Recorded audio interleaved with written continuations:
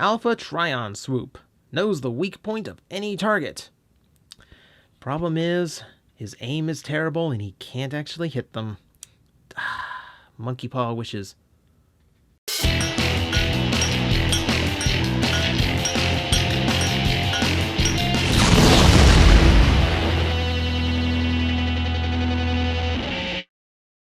Rounding out my look at the first wave of deluxe Power of the Primes figures, we have Swoop. One of the Dinobots that I was the happiest to see in the first wave, so I didn't have to wait for him because, a little spoiler alert about how I feel, this is my favorite Dinobot. So guess how the review is going to go. So, just to start off, we have him in his perched mode, which I'm happy he has all the jointing for. That's actually really cool to do. But you're more familiar with his fully extended flying form, so we'll go ahead and put him into that really quick. Hold the feet up like so, and then pull out the head assembly, and there we go. Now Swoop looking far more familiar in his flight mode, and looking quite good. He is, of course, the Pteranodon pterodactyl. I'm not a dinosaur guy. I'm sure there's a billion corrections on that one. But yeah, he's the flyer of the group and looking very G1 in his design with what I always have to assume is a flight pack or a booster pack of some kind, only to make sense of why there is such a huge hunk on the back of a flying dinosaur. Well, I'm sure someone in the comments will also argue he's not actually a dinosaur. I've heard that too. So let's just take a look at him for what he is. He's cast in a lot of that same silver we saw on Slug. That's going to be the Dinobot's unifying color, and of course it looks quite nice here. Just enough metallic sheen to give me the impression of the original design. He's done up with quite a bit of extra color as well. We got some black paint apps up here, as well as red and silver going on to his claws and feet, as well as plenty more black around little detail areas at the front, and then there is that head. Once again, we are looking at translucent plastic that was painted on the inside to give him a multi-layered look to complete his G1 aesthetic. It is the signature feature of the Dinobots, and it is done very, very well here. He looks exceptionally nice right there with his Autobot sigil. And yeah, just to get it out of the way, I guess we'll go into a little bit of articulation later on, but his jaw does open and close, so got that going for him. Beyond that, his beast mode is pretty much what you would expect it to be. He's got hinges there at the wings, as well as this to to fold the wings in and out, so you do have that range of posability, and like we saw, he can perch, which is always a nice little feature for any flying transformer, well, any with a beast mode. If you have a jet mode that can perch, you've got a really talented pilot there. Now, he does have a few flaws to him, unfortunately.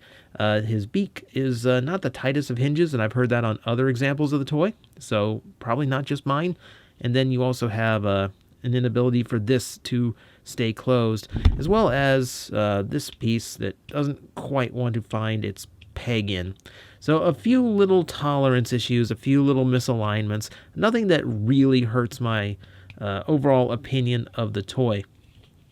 Beyond that, we do have a few other things we can do. For instance, if I take his sword accessory, he does have a peg hole right there on the underside of his beak, which will allow me to peg in his blade. Just in case a beak on a metal flying dinosaur is not enough for you, he can also just ram you with a sword, because hey, it's a Dinobot, what else would you expect him to do? Beyond that, we also have, of course, this thing, so we have to talk about that. So yeah, once again, we are dealing with this big section of plastic that, frankly, I don't see much way of pegging in on. He's got little tabs up here, and then we have to slot them into these little slots there on the hands themselves, which this is actually a good way to force those legs closed, isn't it? Though once it's on there, I don't necessarily know what it's doing except making him very unaerodynamic. I guess at this point you plug a Transformer God into him and just see what happens, but beyond that, He's not really geared up for holding 5mm weapons like the other toys in this lineup. I'm not seeing a bunch of holes punched in him for that. However, I do see plenty of spots for Titan Masters and Prime Masters to ride. 1, 2, 3, 4. There's 2 pegs up here for either 1 or 2 if they are very tight together, and then 2 more over here. That's a total of 8 pegs. That's a whole lot. That's a lot of guys riding on this thing. So, we have plenty of room for passengers, but we don't really carry passengers as a Dinobot. A little bit antisocial for that. So let's get him into robot mode, and we can show you just how antisocial he gets as he becomes a brutal slaughtering machine. Now, Swoop here, not the most complex of transformations, so nothing shocking anyway.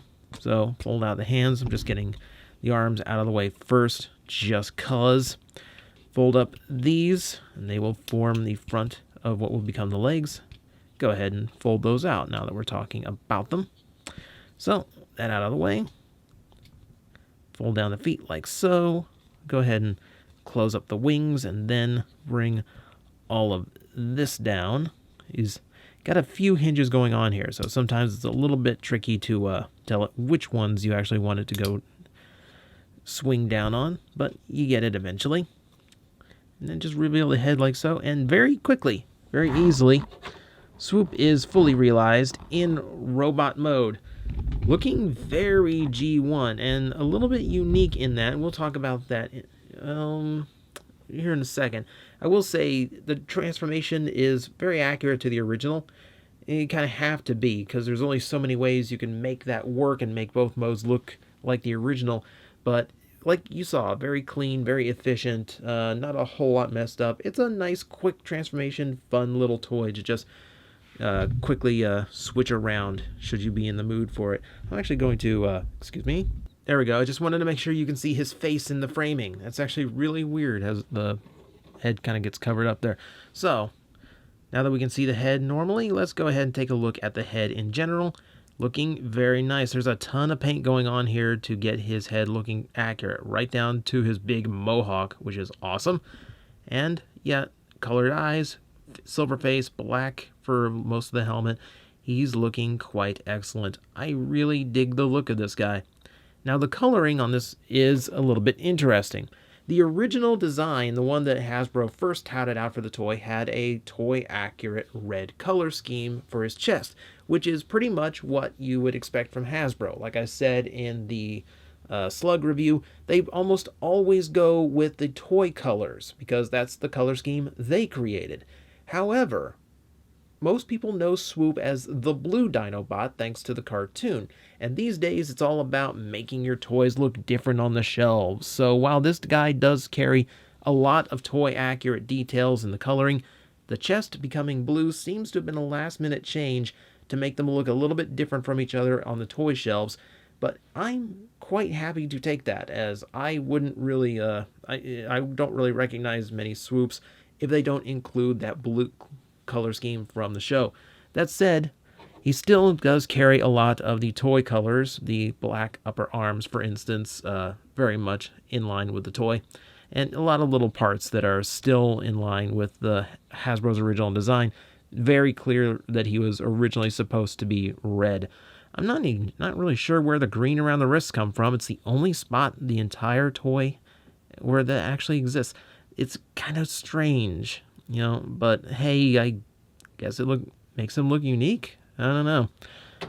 One other element about him that I will talk about briefly is the red that you see on him, both for that mohawk as well as the beast mode feet, is very glossy, and while I don't have any exposed plastic showing, I'm going to guess that it's the same translucent plastic that the beak is made out of. I'd wager that the face is the same stuff too, if only because Hasbro absolutely hates dedicating just a single mold to just one small part like that beak. So they would have had to have put other parts on that sprue, and I'm willing to bet it's these parts that are completely painted over. So the long-term lifespan of this toy may be a little bit questionable. We will let time decide for us. A little bit new, you get that.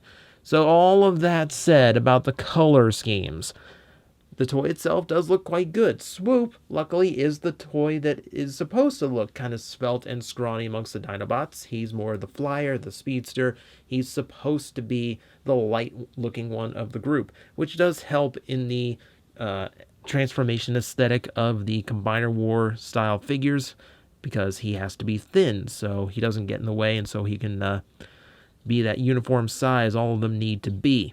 To go into articulation real quick before we get to accessories and whatnot, we'll go through the head, which is a little bit ball jointed, and by a little bit I mean a little bit of up and down movement.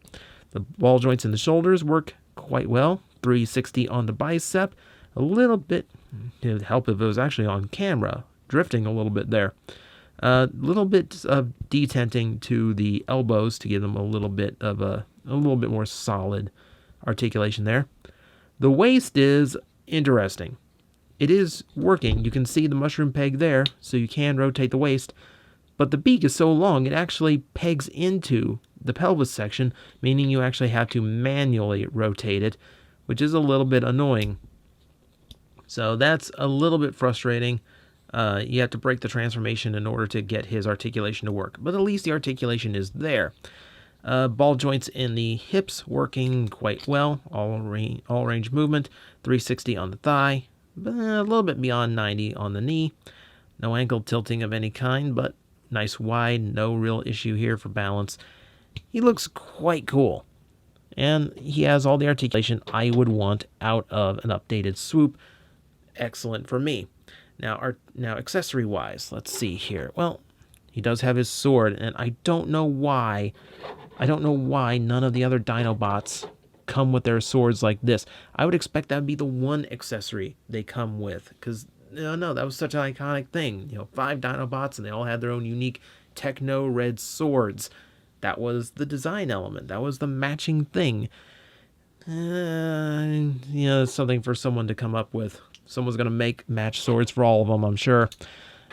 And then, of course, we have that handgun thing again. So, once again, it's a completely translucent gun that pops out as a cover for where the Prime Master goes.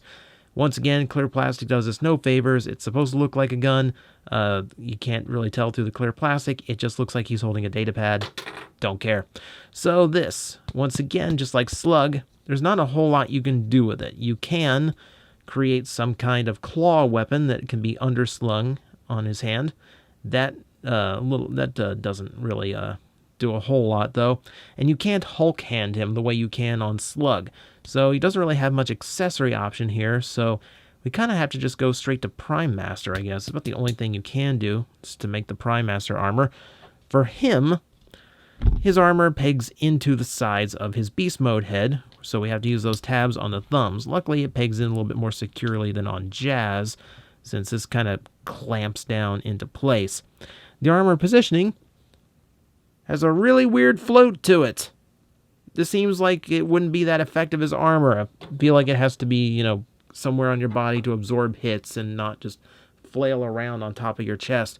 So, once it's in, we can actually plug in a Prime Master and see how absolutely ridiculous this looks when it's all together.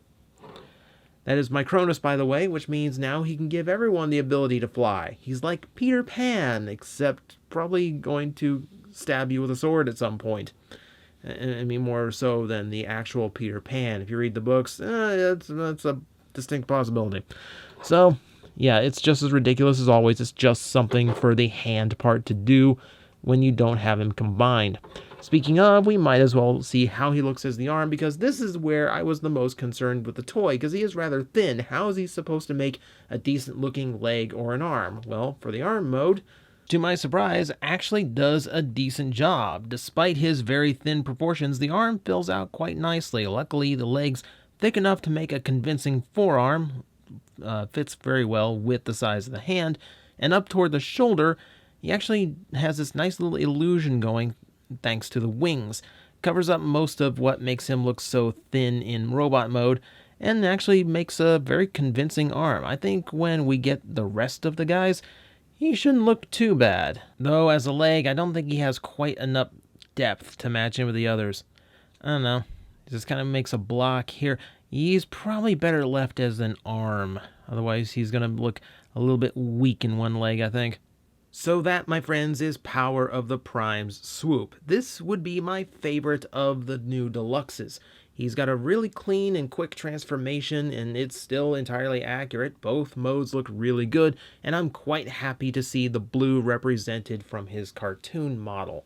He does have a few little nitpicks here and there, and as always, the Prime Master gimmick feels completely tacked on, because it literally is. But as a deluxe Swoop, he's a toy long overdue. All the Grimlocks that have come in very, very few swoops, not many that do the original character justice. This I feel comfortable putting in my classics shelf. I'm quite happy.